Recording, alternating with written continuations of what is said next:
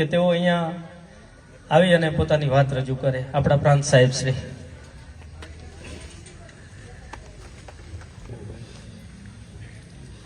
નમસ્કાર, કેમ છો બધા? થાકી નથી ગયા ને? ઓકે, સરસ. પેલા બહેનો કહે છે કે અમે નથી થાક્યા.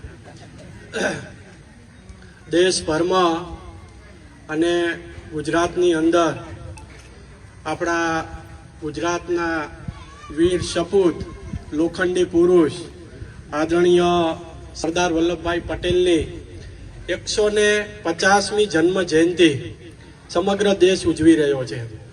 અને એના જ ભાગરૂપે આપણે આ સરદાર સાહેબના જે વિચારો છે, સરદાર સાહેબે આ દેશ માટે જે પણ કાંઈ કાર્ય કર્યું છે એ લોકોના જન જન સુધી પહોંચે, લોકો એમાંથી શીખે, લોકો એમના વિચારો છે વિચારો અમલીકરણ કરે, એના ભાગરૂપે આપણી 63 ચોટીલા વિધાનસભા મત વિસ્તારમાંથી પણ સરકારે આ પદયાત્રાનું આયોજન કરેલું છે. અને આ પદયાત્રા આપણી કુંડેશ્વરથી ચાલુ થઈ અને લાખણકા ગામે સમાપ્ત થાય છે. આ સરદાર સાહેબની પદયાત્રા કેમ? આપણે આગળ સાંસદ સાહેબ કહીને ગયા કે જે દેશ કે જે સમાજ એ પોતાનો ઇતિહાસ ભૂલી જાય છે ને, ત્યારે એ સમાજ પ્રગતિ તરફ નહીં પણ અધોગતિ તરફ જાય છે. એટલે સરદાર સાહેબના વિચારો ફક્ત એક આઝાદીની લડાઈ પૂરતા નહોતા.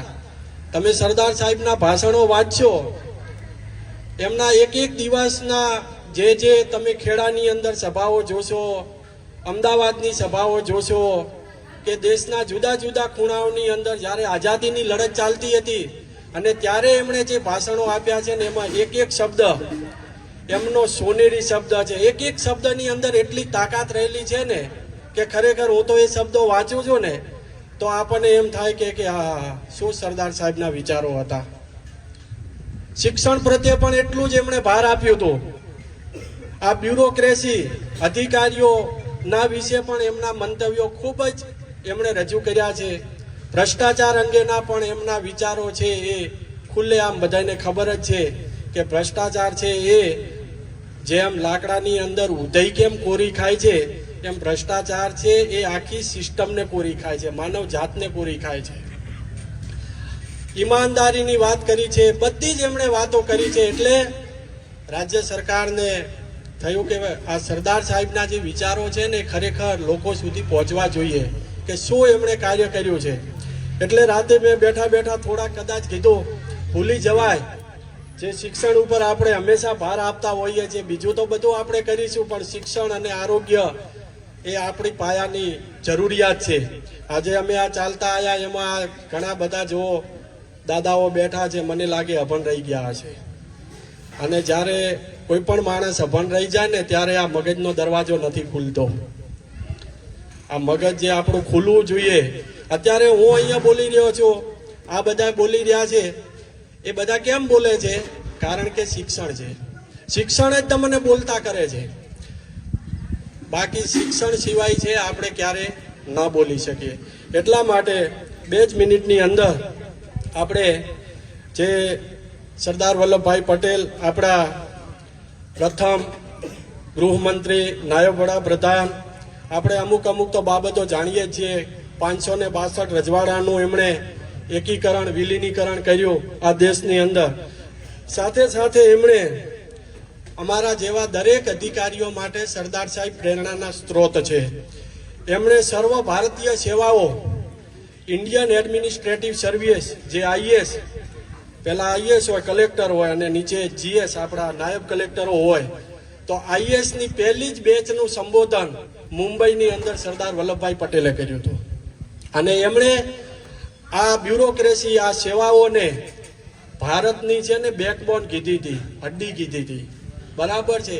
એટલે એ પણ એમના વિચારો અને એમના જ નામ ઉપરથી આપને ખબર હોય તો અમદાવાદની અંદર સરદાર વલ્લભભાઈ પટેલના નામને આપણે સ્પીપા નામની સંસ્થા ચલાવીએ છીએ કે જ્યાં આઈએએસ, આઈપીએસ, નાયબ કલેક્ટરો, મામલા બધાના ત્યાં કોચિંગ ક્લાસો ચાલે છે.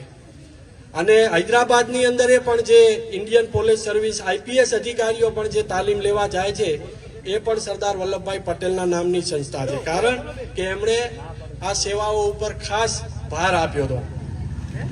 તમે દેશના રીઢની હાડકી છો તો પક્ષપાત વગર નીડર અને ઈમાનદાર રહીને સેવા આપો, એવો એમણે એ વખતે કીધેલો હતો. તેમનો વિશ્વાસ હતો કે અધિકારીની સૌથી મોટો આ શસ્ત્ર છે. સરદાર પટેલે દેશ માટે જેટલો ત્યાગ કર્યો છે એટલો જ ત્યાગ તેમના પરિવારે પણ કર્યો છે. સરદાર પટેલના પત્ની જ્યારે એમનું અવસાન થયું, કદાચ તમને ખબર હશે કે અવસાન થયું ને ત્યારે દુઃખને હૃદયમાં રાખી અને દેશની લડત ચાલુ હતી ને વકીલાતની જ્યારે પ્રેક્ટિસ કરતા હતા ત્યારે ચિઠ્ઠી આવી અને જોઈને એમણે મૂકી દીધી હતી. કારણ કે એમના માટે છે આ કાર્ય ખૂબ અગત્યનું. દુઃખ થાય સૌને આપણા જ્યારે કોઈ પણ કુટુંબની અંદર આવી ઘટના બને, સ્વાભાવિક દુઃખ થાય, પણ એમણે એ દુઃખને પણ સહન કર્યું હતું. તેમની દીકરી મણિબેન અને પુત્ર ડાયાભાઈ પટેલ તેમના સૌથી મોટા આધાર સ્તંભ. અને એમણે હમણાં કીધું ને 2 માઇલ દૂર રહેજો, 100% વાત સાચી છે. એમણે કીધેલું કે અહીંયા તમે, હું ત્યારે ગૃહમંત્રી હતા, તો કે અહીંયા તમે આવતા નહીં ભલામણ કરવા માટે. કારણ કે એના લીધે ક્યાંક ને ક્યાંક જે આમાં નિર્ણય લેવાના છે, નિર્ણય કેવા દ્રઢ નિર્ણય, અને જો એ નિર્ણય લેવાની અંદર અથવા કોઈ ભલામણના લીધે ક્યાંય આપણે પાછા ના પડીએ, એટલે એમણે એમના આ દીકરા અને દીકરીને દૂર રાખેલા. સરદાર વલ્લભભાઈ પટેલે એમની દીકરીને સલાહ આપી હતી કે સાદગી, શિસ્ત અને સત્ય પર રહેજો. સાદગી, શિસ્ત અને સત્ય પર રહેજો. જીવનમાં જે પણ કાર્ય કરો એ કાર્યમાં દેશનું હિત પ્રથમ હોવું જોઈએ. આવ્યો એમણે સંદેશો આપ્યો હતો. સરદાર પટેલના પુત્ર ડાયાભાઈ પટેલને કહેલું કે નામ કરતા કામ મોટું છે, એટલે ઈમાનદારી સાથે કામ કરશો તો જ સમાજ તમને પોતાને માન આપશે. એક પિતા તરીકે સંતાનો પ્રત્યેની લાગણીઓ, પરંતુ એક રાષ્ટ્રનાયક તરીકે તેમણે પોતાના સંતાનોને પણ રાષ્ટ્ર સેવાના માર્ગે ચલાવ્યા હતા. સરદાર પટેલનું જીવન, વ્યક્તિત્વ આપને ખબર છે, એકદમ સાદગી ભર્યું હતું. શિસ્તના ખૂબ જ આગ્રહી હતા. લોખંડી સંકલ્પનું એ પ્રતીક હતું.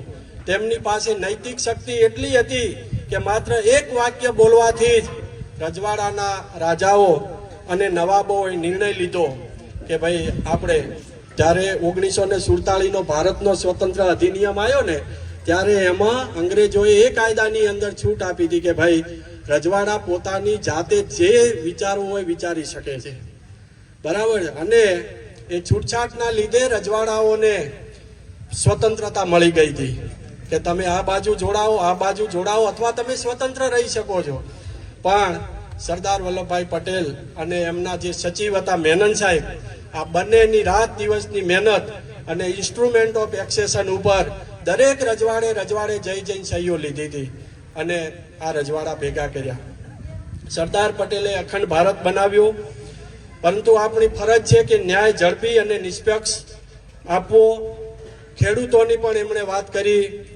તમને ખબર છે કે જે સત્યાગ્રહો થયા ને એની અંદર શાના પ્રશ્નો હતા? મહેસૂલના, મહેસૂલ ભરવાના. કારણ કે અંગ્રેજ સરકાર આપણો જે જમીનનો જે કાયદો હતો મહેસૂલનો, એના આધારે જમીન ઉપર મહેસૂલ વધારે જતી હતી, જ્યારે ખેડૂતોનો પાક એવો થતો નહોતો જેથી મહેસૂલ નહોતા ભરી શકતા. એટલે આ બધા જે સત્યાગ્રહો થયા, ખેડાનો સત્યાગ્રહ હોય, બારડોલીનો સત્યાગ્રહ હોય, આ બધા જ ખેડૂતો માટે ન્યાય અપાવવા માટેના એમના સત્યાગ્રહો હતા. અને જ્યારે અંગ્રેજ સરકાર હતી તો એમને પણ ત્યાંના જે તે કલેક્ટર હતા તે વખતના અંગ્રેજના, એમને પણ ફરજ પાડી હતી કે આ મહેસૂલ અમારા ખેડૂતો નહીં ભરે, અને એમણે જીત મેળવી હતી.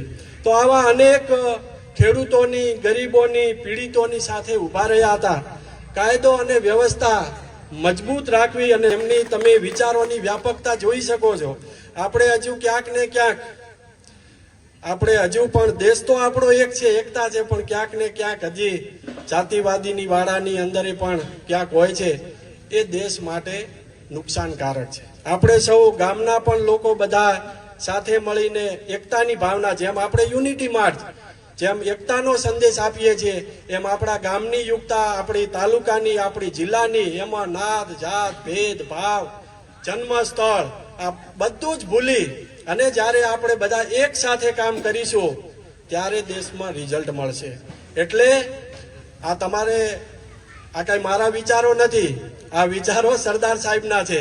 એટલે તમારે વાંચવું પણ એટલું જ પડશે.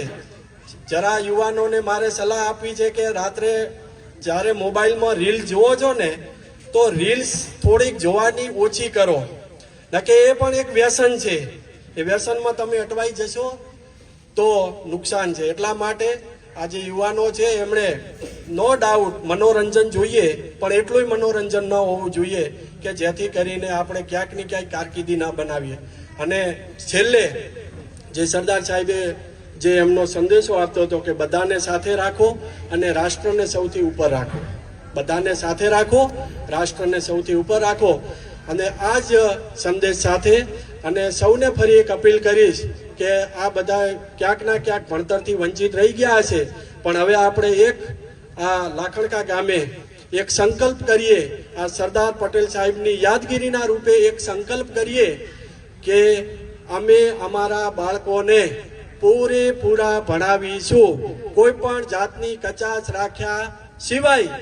ભલે પેટે પાટા બાંધવા પડે, બરાબર છે, થોડા ભૂખ્યા ભલે રહેવું પડે, પણ અમે અમારા સંતાનોને પૂરેપૂરા ભણાવીશું અને એમની સારી કારકિર્દી બને, એમનું ઉજ્જવળ ભવિષ્ય બને એની હર હંમેશા ચિંતા કરીશું. તો આ સાથે મારી વાણીને વિરામ આપું છું. જય હિન્દ, ભારત માતા કી જય.